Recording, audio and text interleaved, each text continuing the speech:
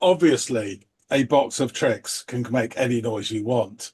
But I'm kind of thinking back from the 70s and 80s that there's a guy there doing sound effects and he's got all, to make these clanking noises. He's got, and there's a guy in the corner, he's got coconuts still to make horses, all that.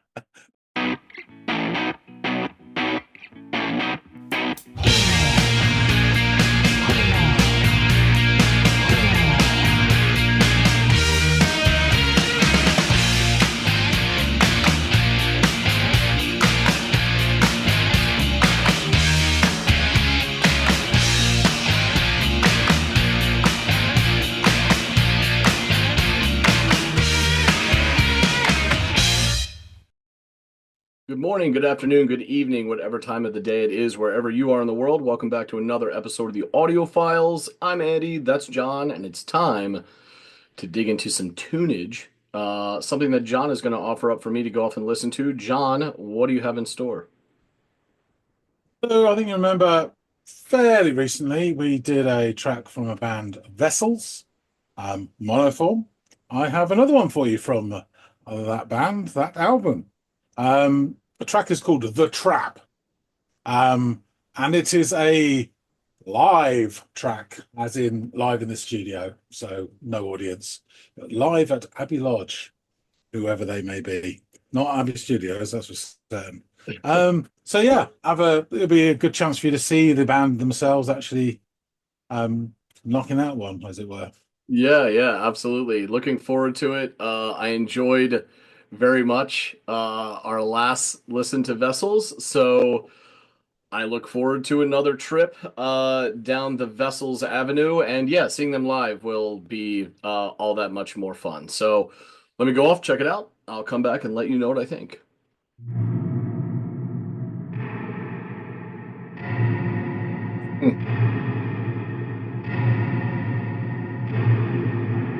Reminds me of like a thriller movie or something.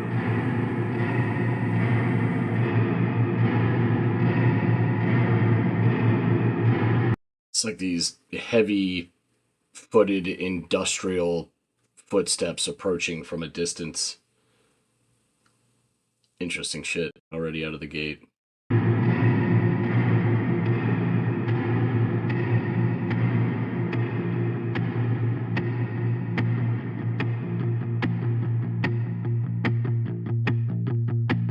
Now a more digital sound. Like digital guitar or something. Ooh. That's pretty.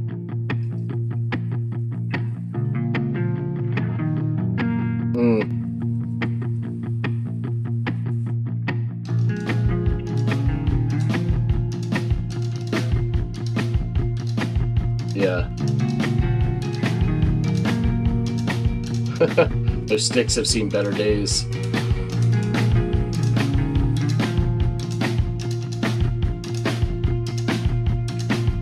I'm gonna fucking love this, I already know it.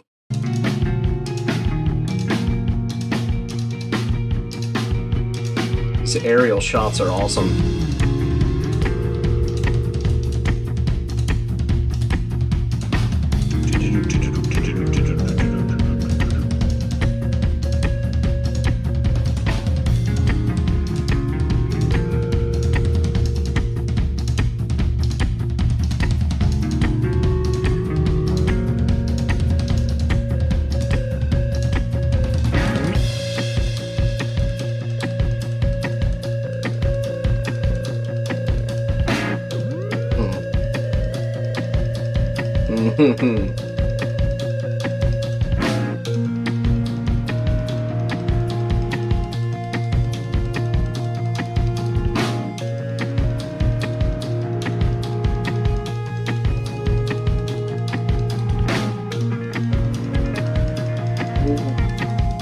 Little finger tapping.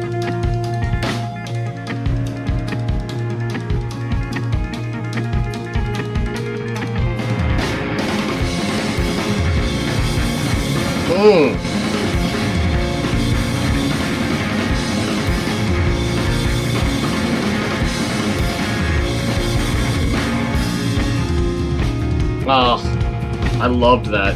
explosion. The strum work is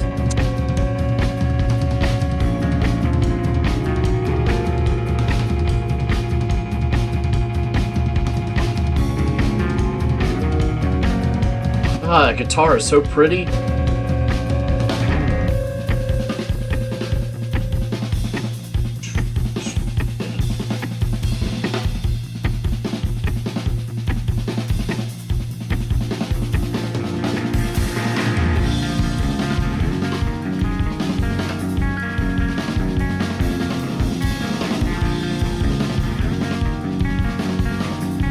That bass is awesome.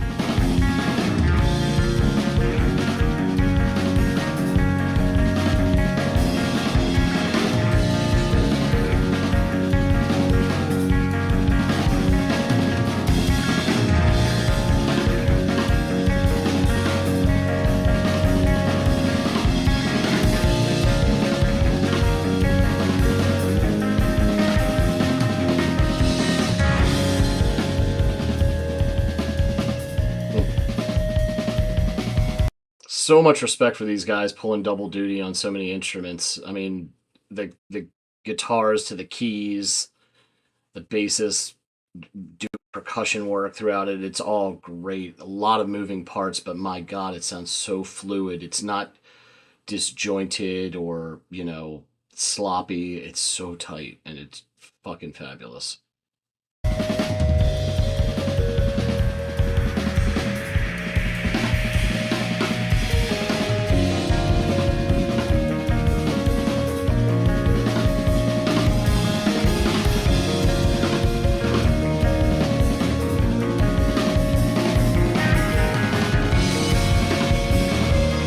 It's like some arpeggio.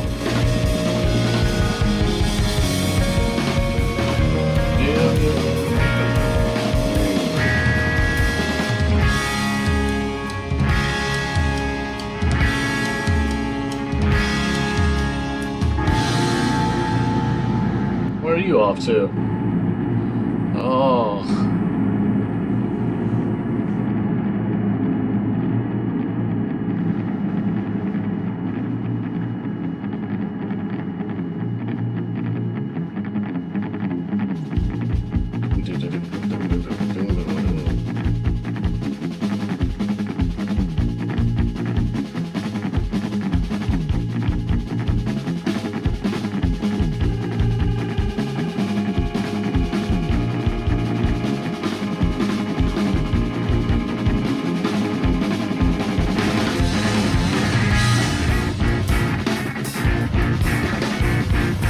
Oh. That staccato punch.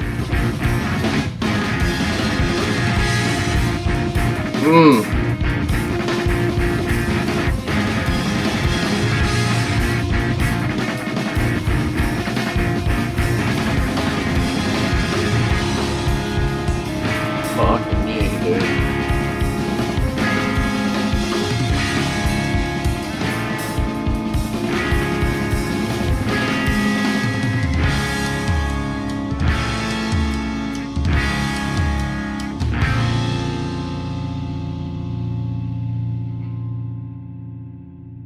Good God.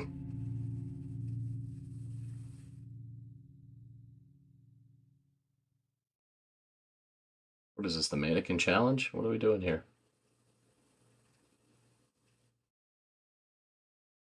Oh, okay. Aerial shot is cool.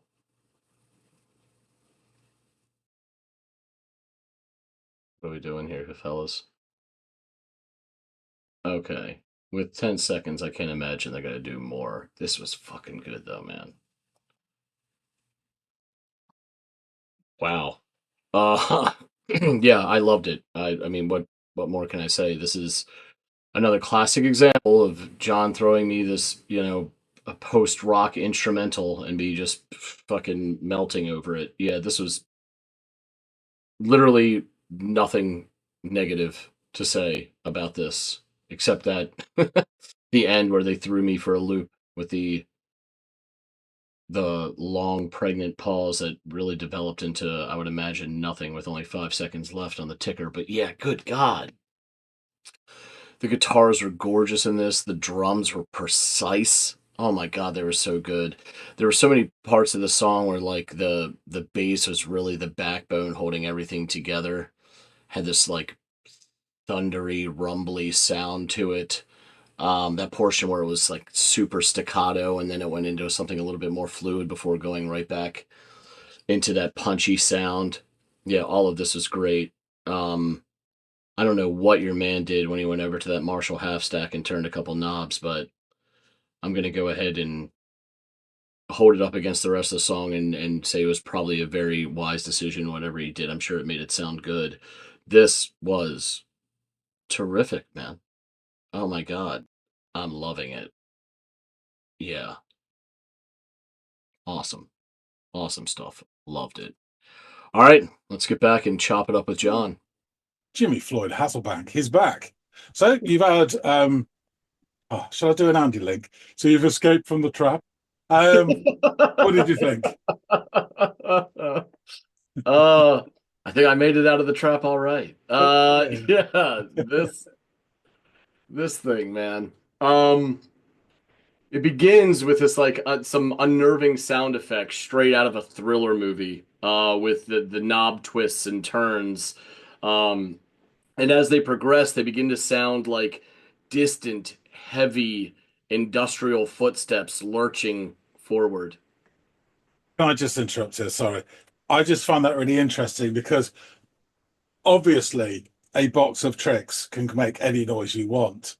But I'm kind of thinking back from the 70s and 80s that there's a guy there doing sound effects and he's got all, to make these clanking noises. He's got, and there's a guy in the corner, he's got coconuts still to make horses, all that. That's how my brain works. So to see a guy just like twiddling a knob and he's clang, clang, I thought, oh, that's really cool. I was so easily impressed. But anyway, sorry, just to say. Well, there's a lot of if that's just how you got your feelings for the first 15 seconds or 5 seconds of the 10-second, whatever. Yeah. This whole song is ripe with those kind of moments, for sure. Um, so yeah, these industrial sounds give way to a more digital one in the form of this like clipped guitar like sound. But I'm looking and I'm not seeing a guitar being played, but it has this digital clipped guitar kind of sound, which is really, really interesting. And soon over top of this would join actual guitar. And man, does it sound beautiful as it smoothly dances across its notes. Then comes in this infectious rim work by the drummer and the bassist, sort of doing their thing. And one, that's fucking awesome. Two, man, these sticks have seen better days. These are some pretty haggard Yeah, sticks. no. I can't believe they made it through the performance, especially with some of the more bombastic kind of episodes that occur throughout the track. Another guitarist joins, playing something higher in register to complement the lower note smoothly being executed by the first guitar. I think the first guitar is my man with the beard, who's kind of doing that portion. The drum work is teetering on the edge of a rollicking gallop, but remains just subdued enough for the time being. But you can already sense the life in the music as the song sort of continues to blossom. More digital chicanery is injected in the mix as the red shirted keyboardist deploys these interesting warbling sounds as we get treated to this really cool aerial shot overhead of the band. Won't be the last, but this was shot really cool. A lot of the angles and shots that we get were fun. So kudos to you for coming across this and to whomever posted this video, because it was a lot of fun to take in. So it looks like both sets of keys, there are three, I believe, in total, but there are two of them getting working during this portion as the guy pulling double duty abandons his guitar to join Redshirt on the keys.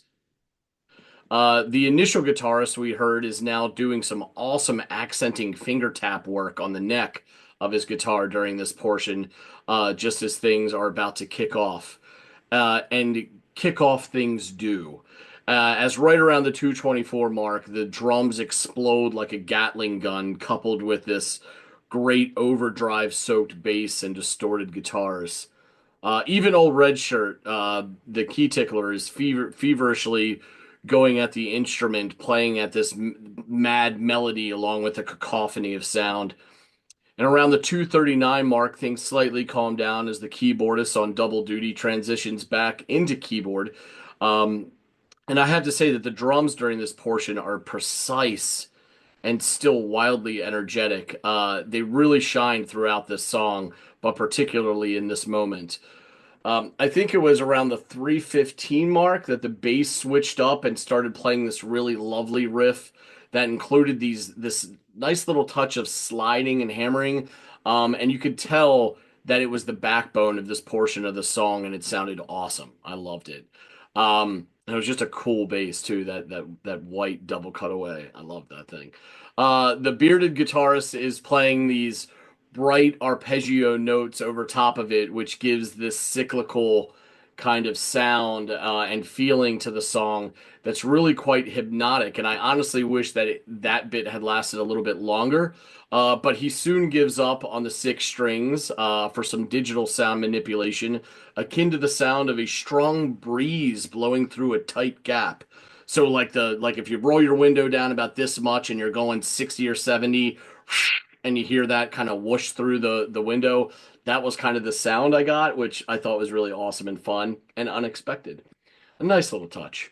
Around the 429 mark, there begins this series of ringing, semi-resonant chords that cascade over the top of the music. And we see old Red Shirt abandon his station and walk over to the Marshall half stack. Meanwhile, the blue shirt guitarist, I believe he's the one with the beard, chugs along on this very rhythmic guitar motif while the drums slowly gather steam beneath it. Red Shirt has returned to his station by now, and within just a few tense seconds, another manic explosion kicks off. The bass again is filling the air with this thunderous notation swinging back and forth from kind of this staccato plucking to a more fluid riff or portion of the total riff, which I loved that part as well. Then this gives way to several resonant but crashing chords before it all comes to a halt. Um, and they really tricked me here because there's like a good 30 seconds of just nothing happening at least, and I'm waiting for like the reintroduction to maybe like this 15-second explosion to kind of like punctuate the song, but it never happens. But I get more cool aerial shots of the band, and whatever, it was cool to take in. So now I know I mentioned the aerial shot earlier, and yes, it's very cool, but they kind of fucked me up with it with this last bit. So I was like waiting there, like Godot was going to show up, and neither More Music or Godot arrived. So nonetheless, I have to say you've done it again, you magnificent bastard. You add this to the ever-growing list of post-rock instrumentals that you serve me that I've absolutely adored. This being, I think, kind of like the second one from these guys. Man, totally enjoyable trip. This is I don't know if two songs by the same band can feature on our end of the year list, but it's gonna be fucking hard for it not to be the case this go around because this is like 1A, 1B for the songs that I've loved most that you've given me so far this year. We're only about halfway through. Um, but yeah, and there's a sea of great songs you've given to me, but this is like so up my alley that I loved this thing, man. So please, we've talked about the band a little bit more, but I'm really would love to know about this song if it's off the same album. So tell me a bit more. Okay, okay. Well, I'm glad you enjoyed it. So this is from Vessel's second album, Helioscope. So the same one from 2011. So it's the same as a previous episode, Monoform. Okay. Monoform's the opening track, and then the trap is the second track. I have to say, I'm not 100% sure, but thinking about it, I reckon the album version, the drums are even stronger. They're even heavier. When they explode, they Yeah, yeah, really, yeah, yeah, really yeah. explode. And that's what drew me into this song. Then I found this live, version, and I just thought, oh, this is brilliant. You get to Yeah. see the dynamics and everything. Um, I will say this. I think you should probably go off and stream this album because I think you'll enjoy just about every track on there. Yeah. And the one that I mentioned before, Meat Man Piano Tuner Prostitute. We've all played that game as kids at school, haven't we? Um, Yeah. with this sort of Radiohead vocals is delight. And Art Choke as well is a really, really good track. And so there's like at least 4, 5, 6 songs that you'll absolutely adore, including the two that you've heard. So yeah, definitely go off and let me listen to this, I think. The first album's okay. But this is really, and then they got into techno afterwards. So this is for me their peak, as it were. Just to reiterate the bending members, Tom, and this is the credits for the album. So, but as you've seen from their live, they kind of mix it up. They seemingly nearly all of them play keyboards. Yeah. So Tom Evans, electronics, vocals. Tim Mitchell, drums. I think we can know which one he is.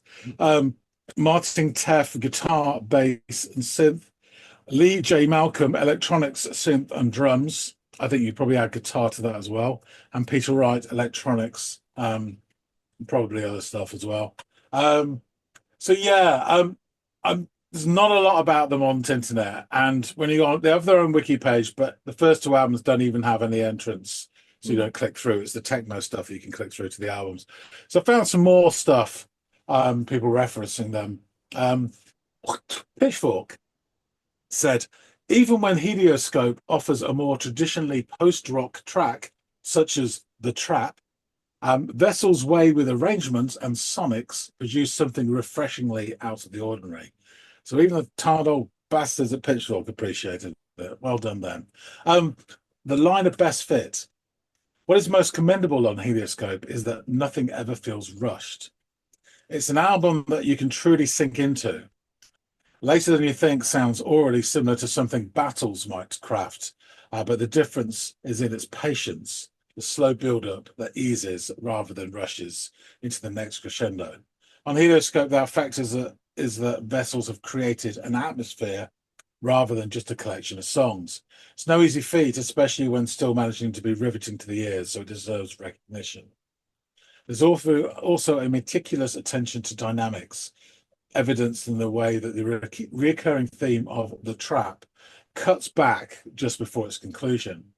But every track boasts a rich texture to it, and with a pair of headphones on, it feels as if you completely immerse yourself in the tapestry woven therein. Nothing feels wasted, and the peaks and troughs are all equally enthralling to the ears. Soundsphere said, as a collection, Helioscope is a vast cosmic journey expanding and contorting orally through the 48 minutes of sonic reinvention. The sheer depth of sound and technical flair displayed is jaw-dropping. Every twist, every sonic tempo transformation in the musical flow is completely justified. It's sensitive and calibrated and utterly enthralling. And on Drowned in Sound, they did this track by track. I think I grabbed it for the monoform. But here's what they said about The Trap.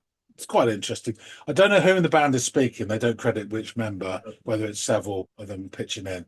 They say this tune, The Trap, is based around a simple guitar loop that Lee made, and it has a Lone Ranger style galloping feel to it in places, which had Congleton, that's John Congleton, the producer of this album, who has also worked with Modest Mouse amongst others.